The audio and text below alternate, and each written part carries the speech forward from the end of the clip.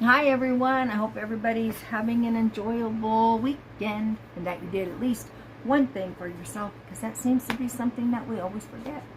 You know, we get wound up in doing for everybody else and we kind of get put on the back burner. Guilty as charged.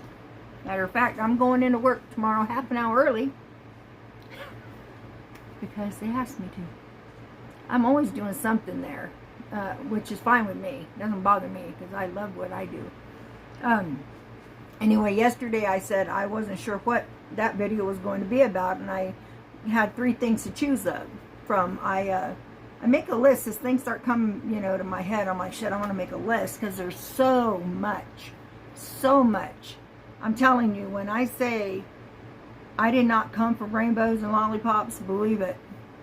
But so much happened, and I don't know if it's a blessing or a curse, but I have had the ability to just completely block everything. So I don't really think about it, and I thought I wasn't allowing it to affect me. I thought. However, I knew something was not right when I was 9 years old. I couldn't sleep. I always thought I was going to die. It was horrible. I can't even explain all of it. And then when I was 17 and I had just had my son, things were just wacky as hell. And I couldn't figure out what was going on. I wasn't wanting to leave my house.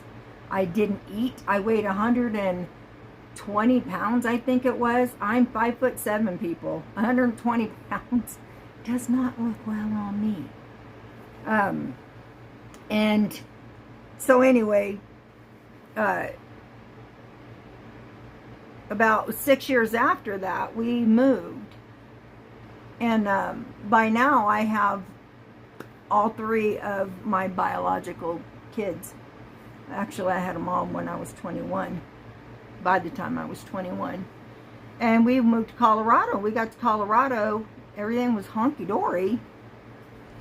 And then, all of a sudden, I couldn't leave my house. For 2 years, I was in my house. Every time I would go to the front door, I couldn't breathe. It was horrid. And I was constantly thinking I was dying all the time, right? And I talked to my neighbor, thank God, Virginia Gagliano. I'll never forget her.